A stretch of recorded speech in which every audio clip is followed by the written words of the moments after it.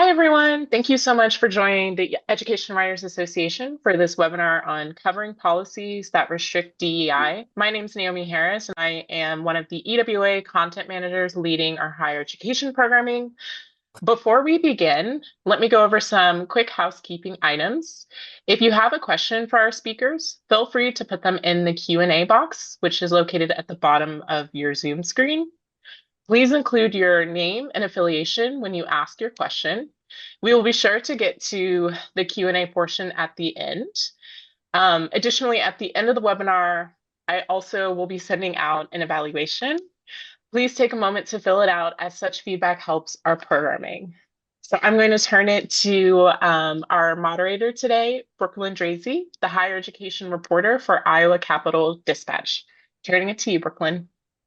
Hi, I will introduce our panelists before we get into things. First, we've got Art Coleman. He's a founding partner of Education Council LLC, where he provides policy, strategic, and legal counseling services to nonprofits, excuse me, post-secondary institutions, state agencies, and other organizations. He's also served as Deputy Assistant Secretary of the U.S. Department of Education's Office for Civil Rights and led development of the department's Title VI policy on race-conscious financial aid and sexual harassment policy guidance. And then we have Heidi Sue, who's the Assistant Vice President of National Engagement for the American Council on Education. She's a higher education and government relations professional with experience executing public policy strategies and community engagement initiatives.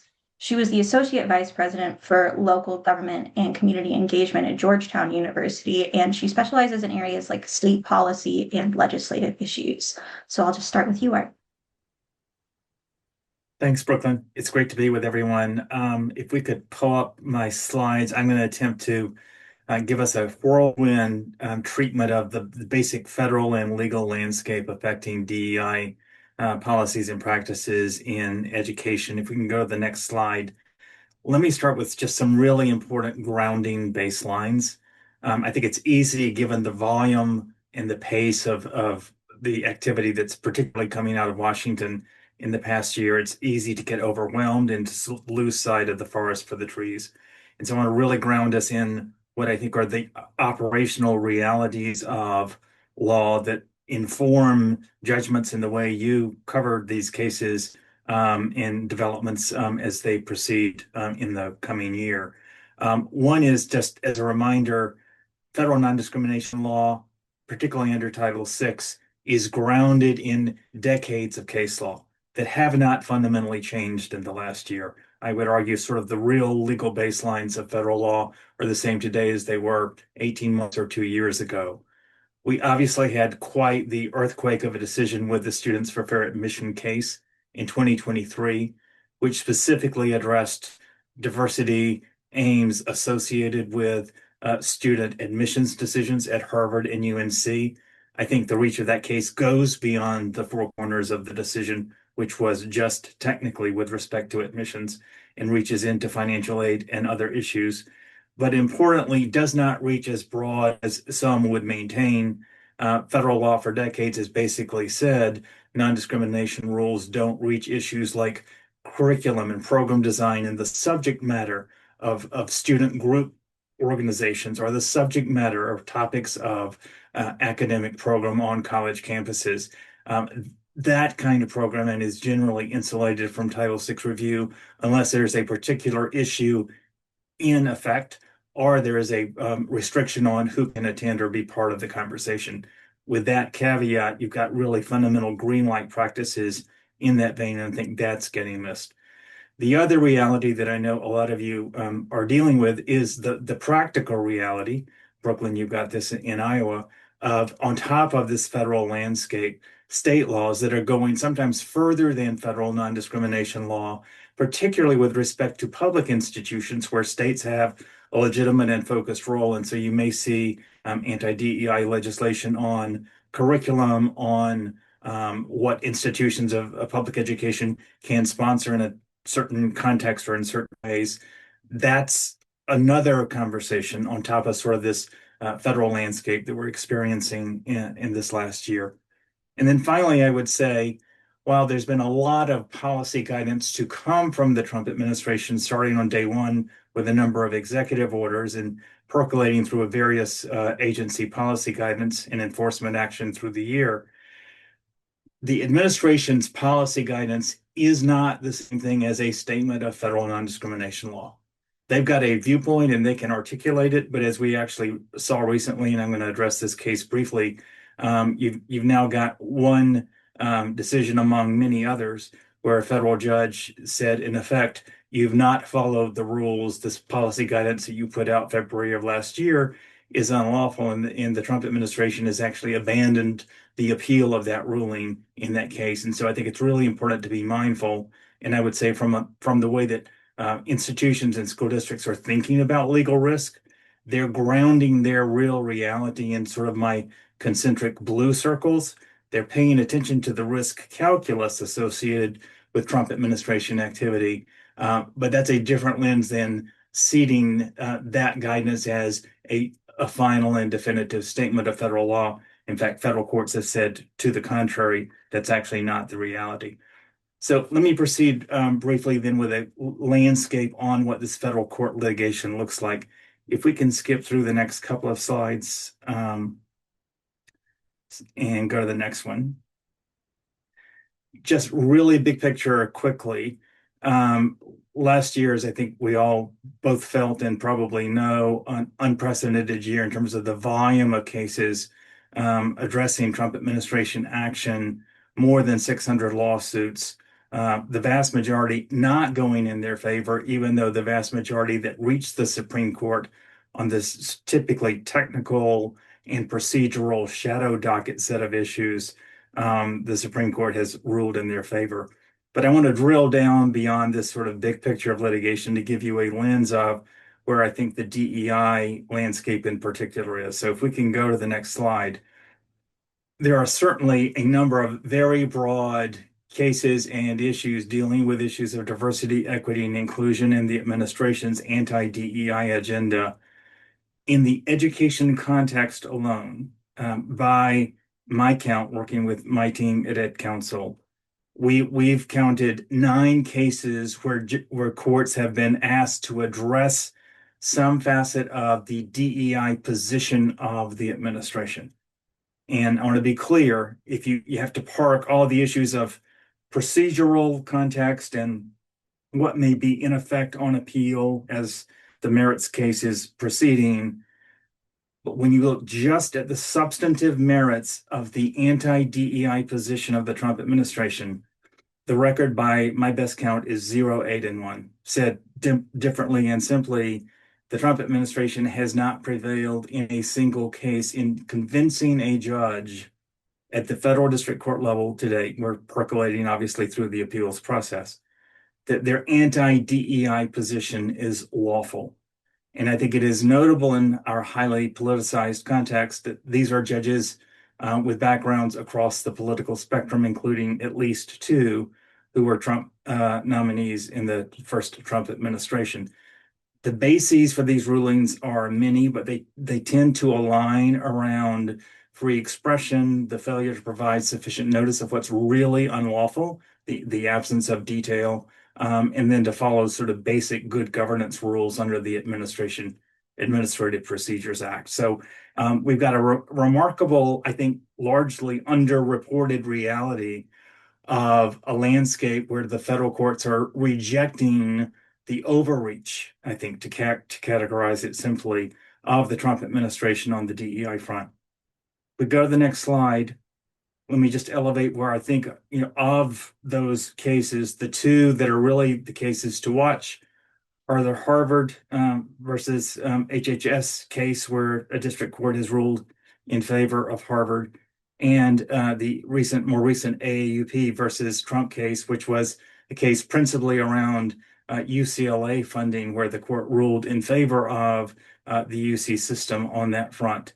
And again, you see this sort of blueprint of issues both of those judges are looking at, which really aligns with the other cases in which the courts have ruled. I think one of the big driving thematics that I'm seeing over and over again in the case law is the failure of this administration when it says get rid of all illegal DEI, they fail to define with any precision what that means. And that's a fundamental violation of the Fifth Amendment due process clause, because under that clause, you've actually, if you're going to hold someone accountable or sanction someone for a particular action, you've got to define it with specificity, enough that they know what they need to do to act differently. And that has proven a real challenge for this administration time and time again. To move to the next slide, just in terms of a number of key developments, I will just flag for folks the recent decision in January, the Council for Opportunity in Education versus the Department of Education, in which, continuing this trend, another federal district court enjoined Department of Education activity dealing with student support services and TRIO funding, grounded in these very same DEI baselines, where the court looked at what the administration was trying to articulate, which was to say your consideration of race recipient of federal funds is counter to our notions of merit and excellence.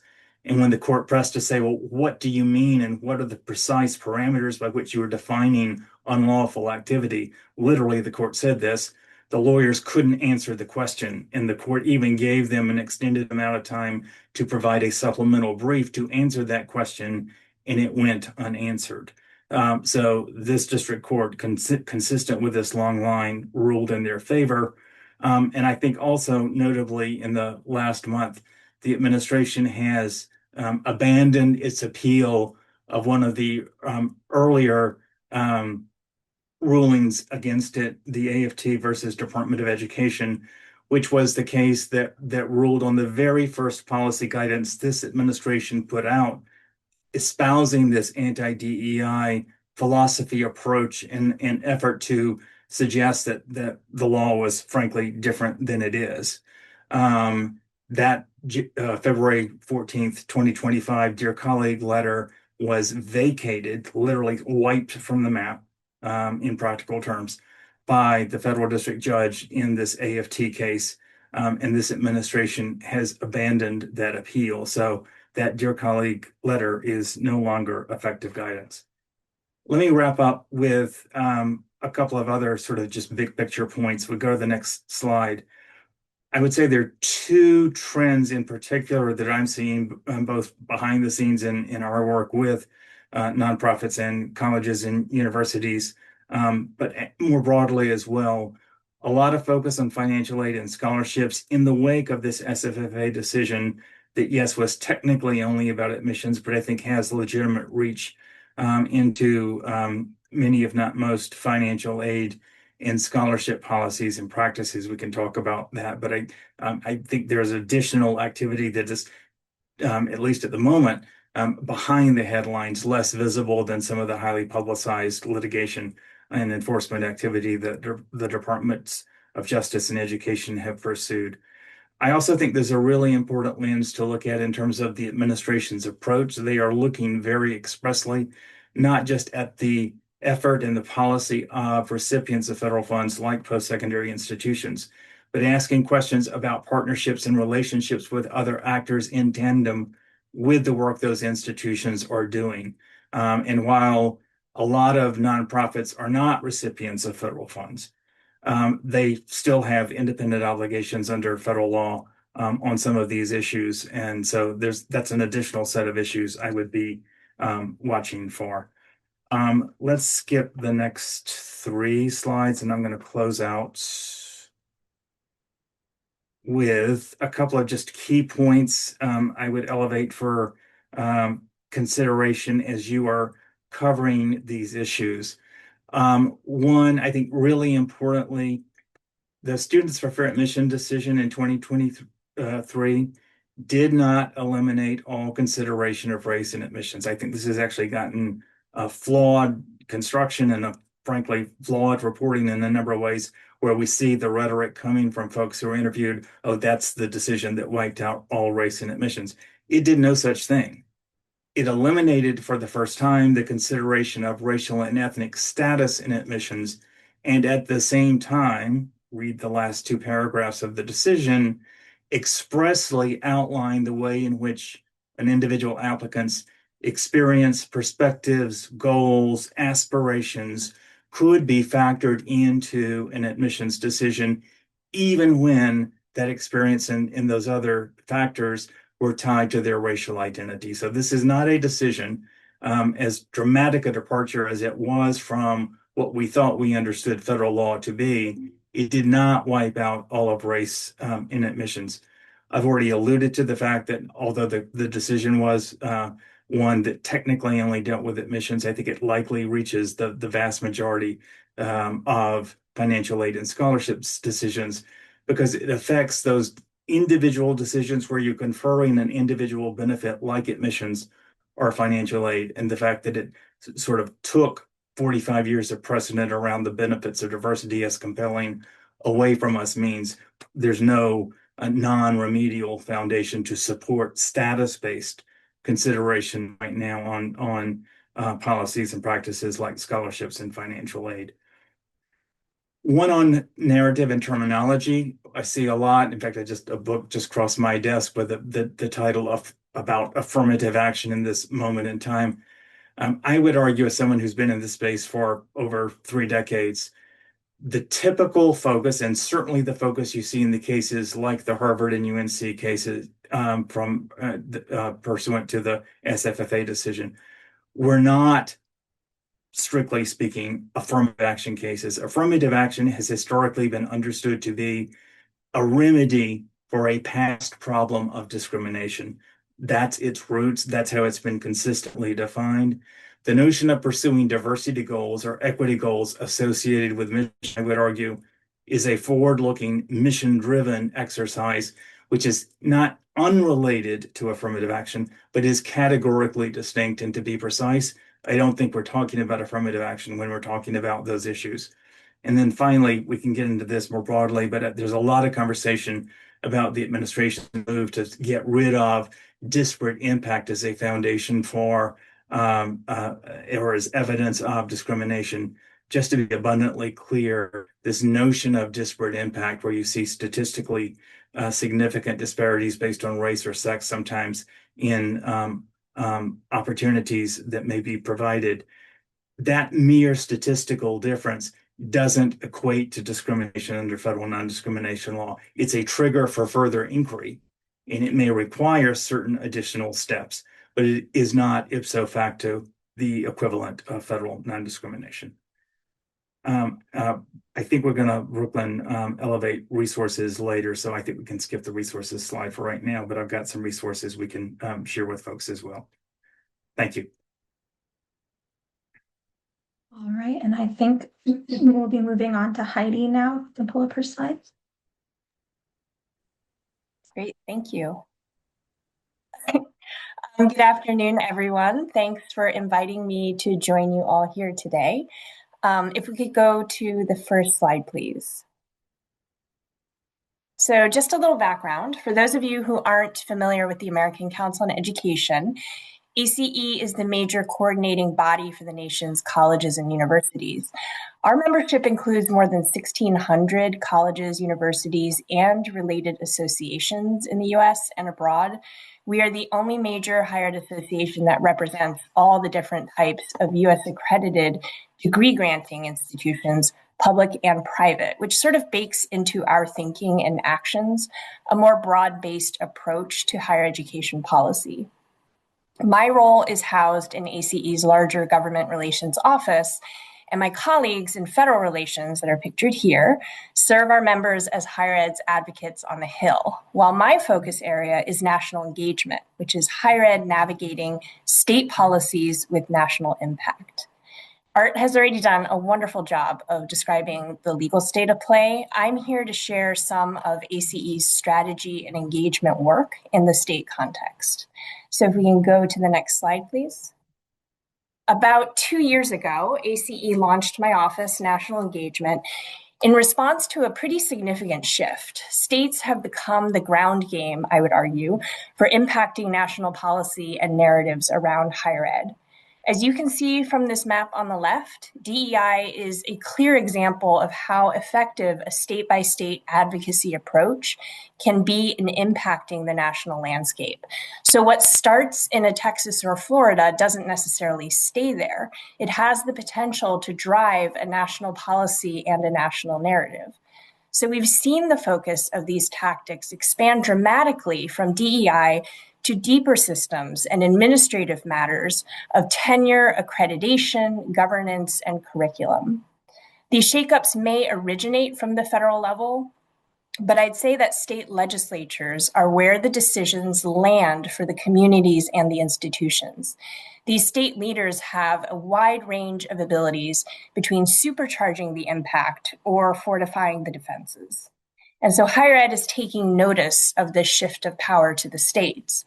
We just released our 2026 winter term pulse point survey of our senior leadership at our institutions, and you can see the chart on the right. The results are confirming what we're hearing on the ground. Perceptions of the value of college, including those of the public and those of the policymakers, were among the issues with both high levels of concern and among the most frequently selected pressing issue. More than 8 in 10 of our senior leaders reported extreme or moderate concern for policymaker perception of value, while 3/4 of respondents indicated extreme or moderate concern for public perceptions of value.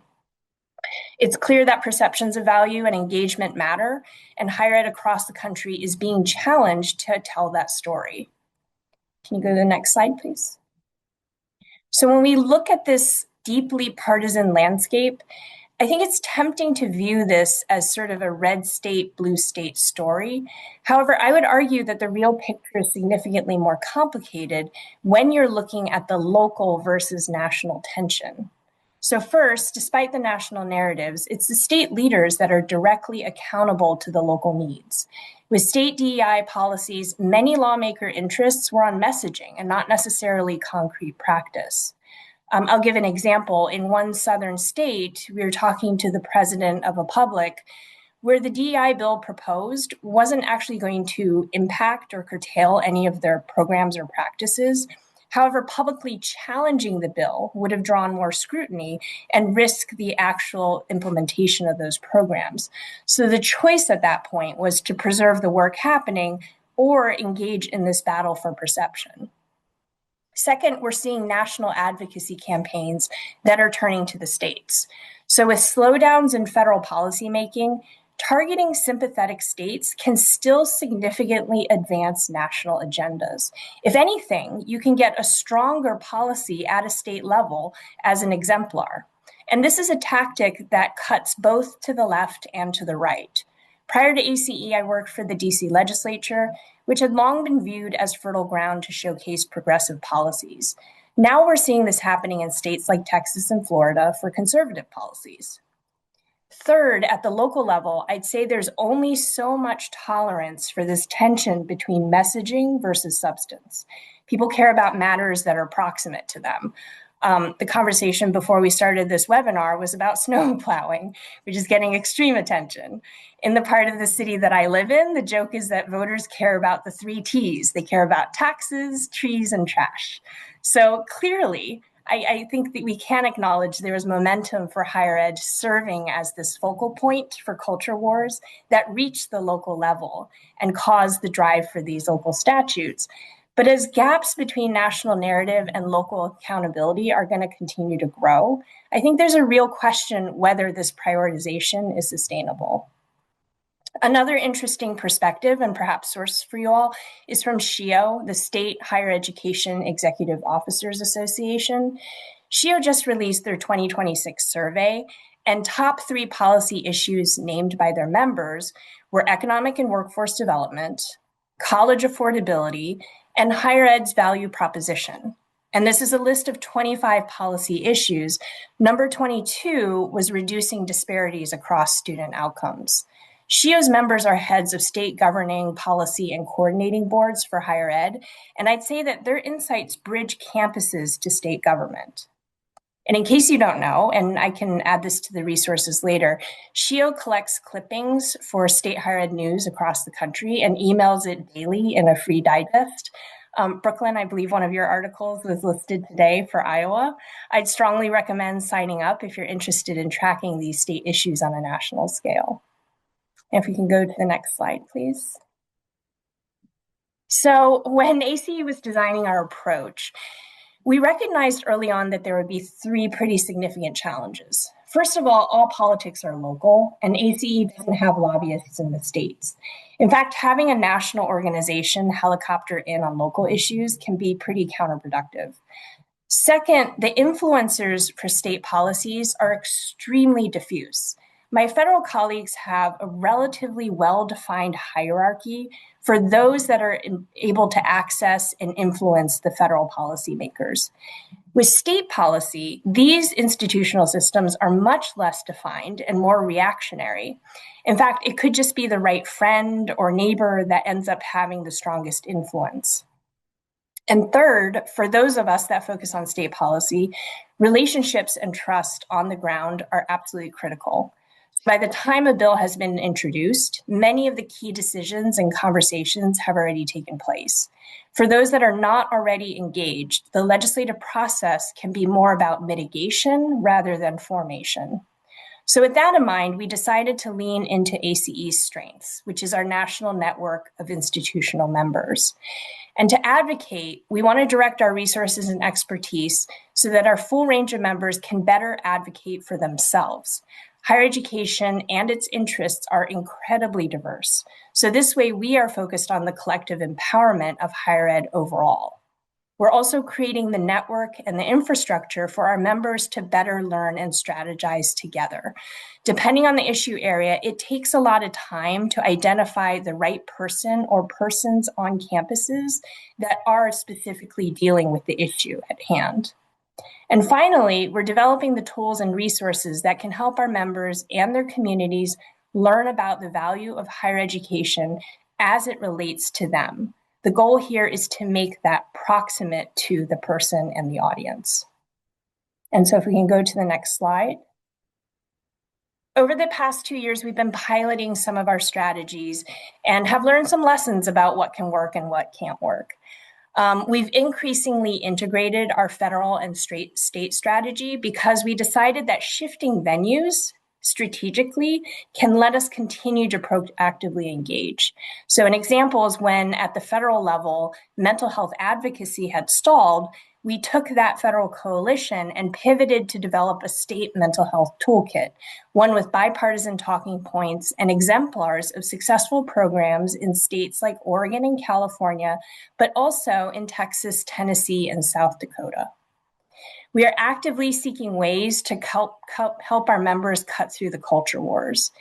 And we think when you focus on concrete issues that are proximate to the local community, there are many opportunities to still do so, despite the national narrative. We hosted a briefing with George Mason University and Labore College of Healthcare in the midst of the DEI investigations and attracted Hill staff from both sides of the aisle because we grounded the event in state workforce goals. So it's the same mission to support all students, but with a different frame, and it resonated. Our latest big push is that we are seeking to democratize advocacy on behalf of higher education. We're doing this through targeted events and our new impact database. So with generous support from the Imaginable Futures Foundation, we've been serving as a convener across political aisles and state industries, proactively starting state-focused conversations about student parents. These are topics that might be inherently DEI related, but are grounded in concrete shared priorities with workforce development, economic growth, and student success. And if we can go to the last slide, please. I'll just wrap up here with our impact database project. Last fall, we launched the first phase with an economic indicators database. This is a user-friendly and publicly accessible tool for anyone to plug in their state or congressional district and instantly pull up a curated fact sheet highlighting the local economic activity that's driven by higher education. This is designed to be a low barrier way to empower broader circles of learners and allies who want to talk about higher ed's impact on their communities. We're working currently on the next phase of this project, which is to expand beyond economic indicators and to pair data plus stories about the societal impact of higher ed on states and communities, volunteering with local groups, health outcomes, generational wealth, and placemaking. Again, state policy is the ground game, and it's clear that this will take more than campus government relations to tell the story about higher ed in our communities. So we are looking beyond campuses to find ambassadors in the local families, the businesses, and the civic communities to help tell the story. And I think that's where the real story is going to be. That's where higher ed's work is really happening, and it's going to continue to be told. So thanks very much. I'm happy to answer any questions and very much appreciate the opportunity to join you all here today. Thank you both so much for your presentations. Like Naomi said, you guys can send questions through the chat if you have them. I have some sample questions here that I will be throwing out first. So if you guys think of anything, please feel free to send it through. So I just wanted to start with a question of what impacts of the policies that have been implemented, at the state and federal level, have you guys seen at universities? And what suggestions do you have for reporters to get to the heart of stories of how things have changed when it's not always evidence of the change in black and white? So I'll start. I think there are a couple of impacts. It's what's I think perhaps most remarkable, and I think this is in the wake of the SFFA decision, not so much in the context of all we've seen in the past year, and in particular, is the SFFA decision gave us a really clear blueprint about what's prohibited and what's permissible with respect to race in a way that we've never seen in the history of the Supreme Court. And so I think that point of clarity became a foundation for, in my experience, I think you've seen many institutions now commit to paper a lot of the kind of policy decisions that were part of a conversation that weren't relegated to the paper, in part because courts hadn't answered all the questions, and there was a frankly apprehension about putting down too much. My big push with the field and with my clients these days is write it down. There is no reason not to be abundantly clear about how you are following the parameters of the Supreme Court's decision, but as importantly, articulating the what, why, and how of decision making, the mission alignment, the competencies and qualities that you particularly value, and how holistic review, a concept that's gotten a lot of sort of, I think, misinformed perspective around it, plays into that landscape. Translated simply, I think there is still an underlying agenda in some places, and frankly, misinterpretation in others, that sort of assumes grades and test scores equals merit. You can look to the psychometrics, you can look to the test publishers, you can look to the social science behind it. No one who knows this space would tell you that's reality. But what we've not done a good job of is establishing the narrative that says, how do we think about sort of merit in a robust way? I think you're seeing a pretty material advancement of an effort to define with more clarity and precision how colleges and universities are defining merit for the purposes of their students. I think it's a great question, Brooklyn, because it's so complicated. There's sort of that broader level view of what policies have changed, what offices have changed names, what positions have shifted, right? But I would go back to what Art said earlier, which is really this challenge that DEI, as it's being put forward, is really undefined. And I think it's fair to say that DEI means something different to all the different people that are invoking DEI, right? And so I think when you go beyond that sort of branding portion of it, it gets a lot more complicated into what the actual programs are.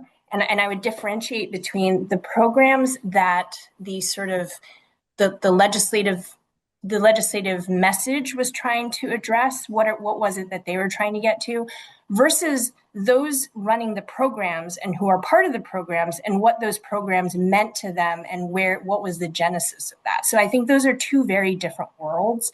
And I think it's really interesting to see what it is that has happened when it comes to programs that exist for a reason. They weren't put in just for, public benefit of messaging. There were concrete goals that were achieved through some of this work. And I think it's been interesting to sort of track how that work needs to continue, and that there are certain entities that may believe in this national narrative to cut DEI, but then on a local level still want to pursue workforce development programs that attract target populations in their state. I was talking to Naomi earlier, we're looking at Texas and there are the issues nationally with H-1B, but at the same time, there's a state legislator who introduced legislation that talks about expanding foreign residencies for medical professionals and having those be accepted as part of the training, right? Because there is an anticipated dearth of medical professionals in the state that they need to address. So I think that's an interesting perspective. I think the other part that would really be interesting too is the outside entities that have stepped up. I think Florida is one example where the faith community has come out as providing Black history lessons and toolkits on education for history and awareness. And I think those are programs that they are comfortable putting forward because of their positions. And so we see members of the business community and we see members of the faith community outside of higher ed that still care about these core values that are pushing forward programs that can keep the work going. Mm-hmm. And in speaking on impacts, and the different definitions of DEI, there's a discussion to be had here about the chilling effect of certain policies that go far beyond the actual language of the bills. And I was just wondering, how much of the the impacts and reactions you've seen from institutions has to do with a chilling effect versus what's actually being put in place. So I would say it's a mix, obviously. Every institution's got to assess its sort of risk profile. And just as a reminder here, and as certainly institutional leaders know and live every day, the question of risk is not a one-dimensional exercise. It's risk in light of institutional mission. It's risk in light of the goals you're trying to achieve, really going to the point Heidi made earlier. What are you really trying to achieve for students? And so I think there's a kind of blended lens here of intersecting factors, both from a state and a federal landscape, which really requires, I think, crystal clear awareness of what federal non-discrimination law in this context actually requires. This is actually the work that at Council we've pivoted in the last year. Some of the resources that reporters on this call can get free online. We are publishing weekly an alert and then some occasional deep dives on policy issues just to bring clarity to what we think the federal non-discrimination law says and what the reality is versus what some of the rhetoric that may be accompanying some of these federal efforts may be. I think being very clear-eyed about that reality is critically important when you sort of look at the implementation of these issues. Every institution is going to gauge its own risk, but I think there is a general appreciation, particularly 1 year in, when you look at this track record of litigation around the anti-DEI push that I've talked about, which really gets to Heidi's, the very central question she posed would be the first question I think I would ask in almost every context whether it's a legislator or someone in a policy leadership position that is advocating an anti-DEI or a pro-DEI policy or practice. Tell me what you mean by DEI. It is often weaponized. It is often code. But that question, one that certainly in the litigation today, this administration has either been unwilling or unable to fully answer to the satisfaction of judges in a lot of cases, is the central question, because the law actually says There's a big difference between excluding a student based on racial status and addressing the topic of racial diversity or racial equity in a curriculum or a programmatic context. And so I think being crystal clear and drilling down on what we actually mean by these terms and concepts, which can often be misunderstood, I think is critical. And I don't want to understate the impact that this chilling effect has had on higher ed, but I'd also say, across other industries, right? We're looking at, and art, I'm sure, is tracking this, what's happening with the ABA, and there are other industries that are being directly impacted by this. And I think there is nuance in sort of what is seen externally in terms of the impact of the chilling effect versus what's happening internally. And that's again where I would go back to these concrete programs. And that's where we are really trying to focus our energy, because when you change the language, sometimes, it's just about changing the language. Other times it's about a re-exploration of your purpose and having communities authentically engaged. And this is what a lot of our presidents are doing, pulling together their campus communities to explore what it is that their shared purpose is, and then creating concrete programs that advance those goals.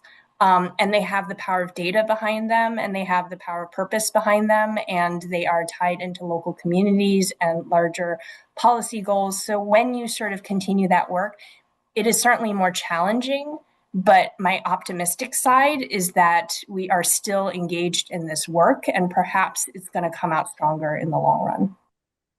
And I just plus one that. I think it's a really powerful and important point to recognize these are really challenging and hard conversations, but they are often conversations that at a very fundamental level should have been happening in the kind of robust way they're happening now, and they didn't. And so if there is a silver lining for all of this from my vantage, it's a refocusing on that mission and what really matters, and then being really clear-eyed about the precise parameters of the policy and program dimensions that we're trying to advance so that all students, regardless of background, can both have access and then thrive in the institutional context. And for all students to thrive means you're going to meet individual student needs in individual student ways, because different students come with different backgrounds. You've got to have that foundation in place. This is a kind of reorientation around that framework, I think. All right, and a voice we haven't really spoken about much during this has been the student voice. I know in my reporting there have been some very outspoken students on campus who have their own definition of DEI and are knowledgeable of state policies coming through. So I just wanted to ask if, what you guys have seen coming from students in part of this. I think student voices are critical to the discussion. It's been challenging because I think students are handed a lot of responsibility when it comes to this. And I think what a lot of our leaders are trying to do is to support them in their ability to self-advocate, right? So it's not about the sort of imposition of what they thought of, again, the definition of a DEI program versus what it was that program meant to the student community. I would also flag a really important population, especially from the perspective of our presidents, which is the prospective student community. What is it that families and current students applying for college are thinking about? And what are they sort of taking away from this public narrative around higher ed? How are they interpreting it?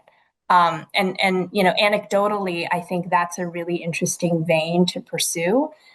Besides just the fact of trying to understand what Gen Z and Gen Alpha are thinking in the first place, but also how is this landing with them? Because they are hyper aware of what's happening in the world, and they have their own completely different interpretation.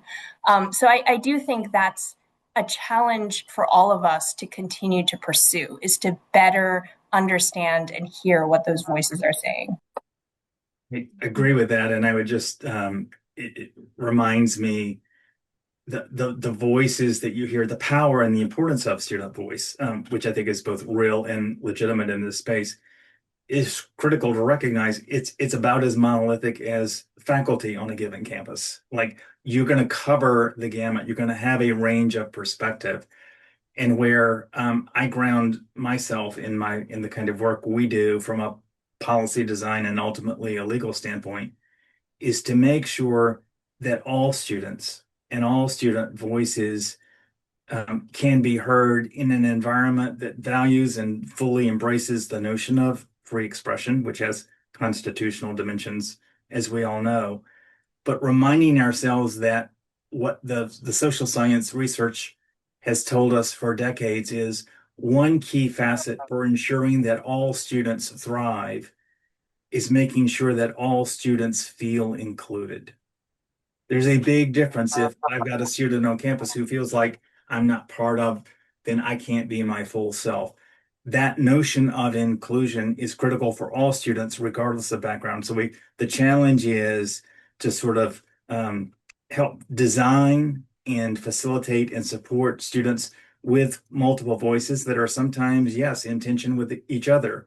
And I go back to one of my favorite quotes that I think we often forget really ties into the power of diversity, in my view, in this context, was Justice Powell in the Bakke case decades ago, when he talked about the essence of pursuing the robust exchange of ideas.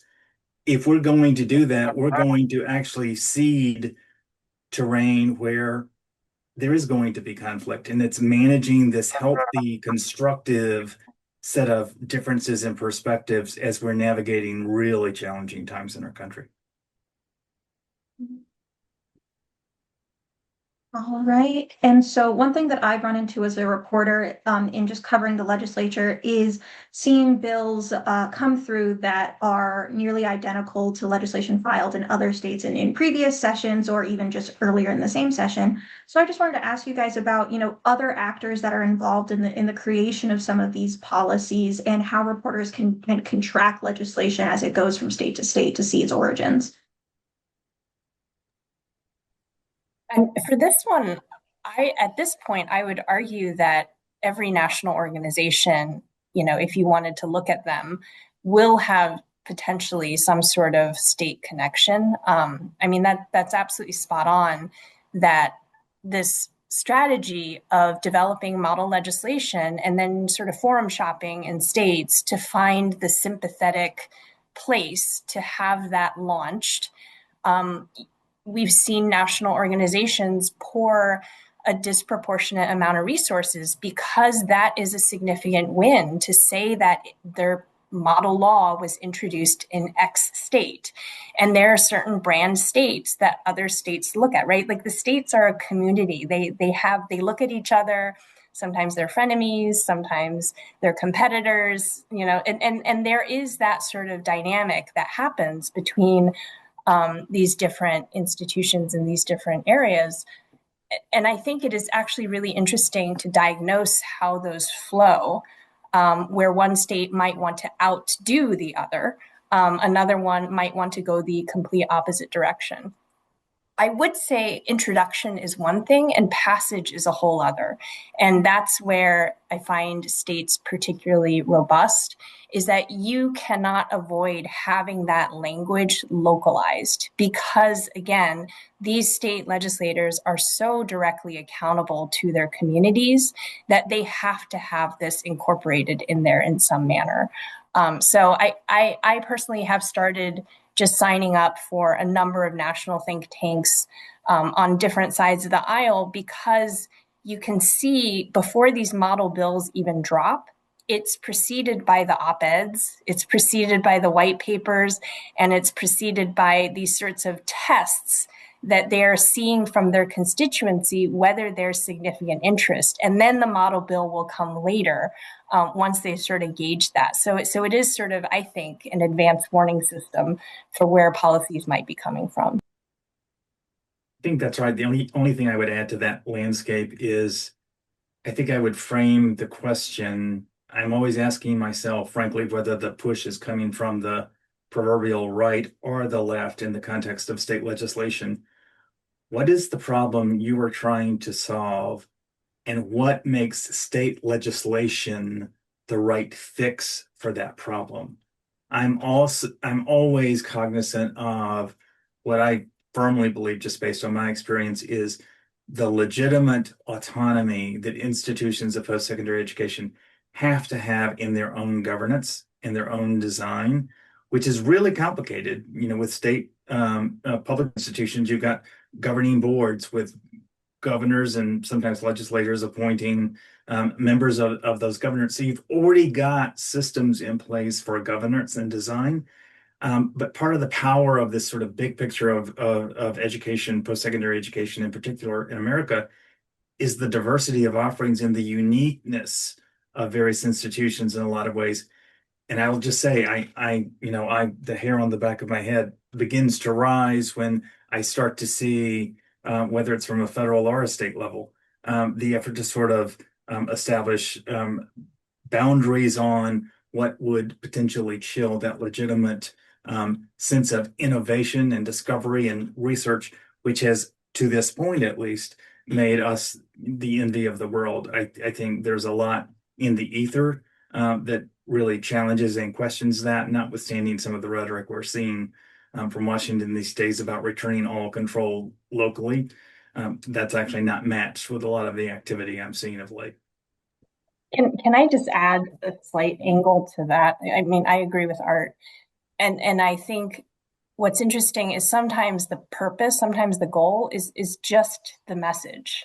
And I think there are instances where states have passed legislation that prohibits X when X wasn't happening, and then they're done, right? So they've satisfied the message and sort of the cultural piece that they wanted to communicate, and then they move on to something else. Other states have picked up on that, and they're going deeper into institutional practices. But I would add just messaging as one of the major categories nowadays. I'm sorry I missed this before, but we've got a question from the chat here from Stuart Knockbar. I apologize if that's not the correct pronunciation. But the question is, have states considered the regional nature of some of their public colleges and universities versus their flagships? There are regional schools that will have diverse populations because the regions they have typically served have diverse populations.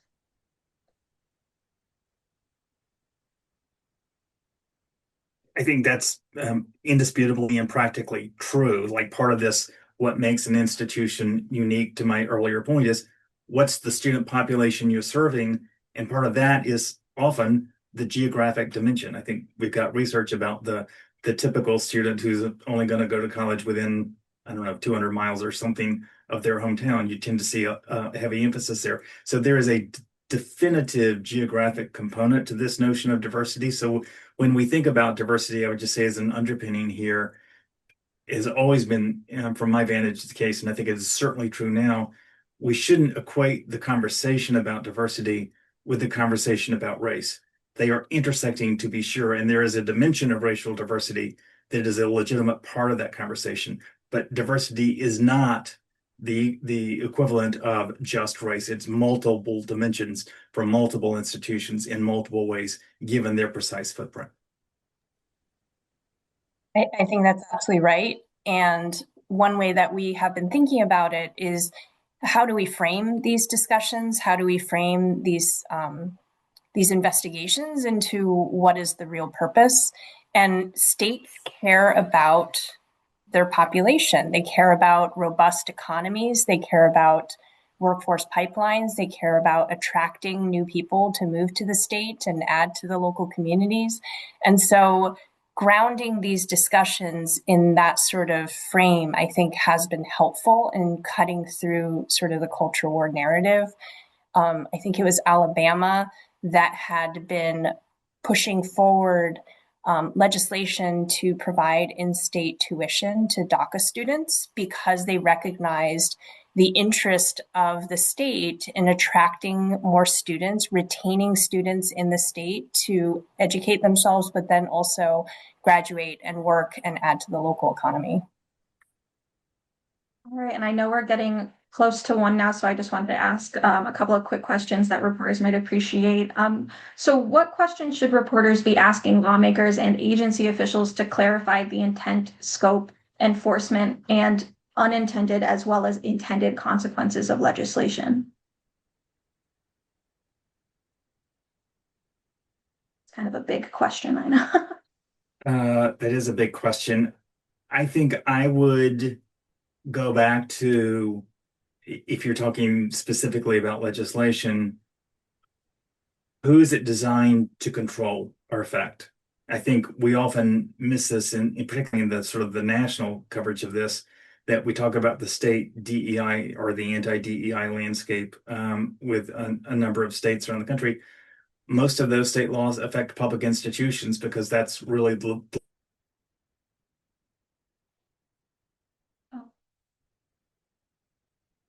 Art seems to be frozen for me. Yes, for me too. Okay. that's offering these conceptual terms. That's where I would focus. Art, you cut out there for a second if you just wanted to try and summarize really quickly. Yeah, I'm sorry. I would just say, simply put,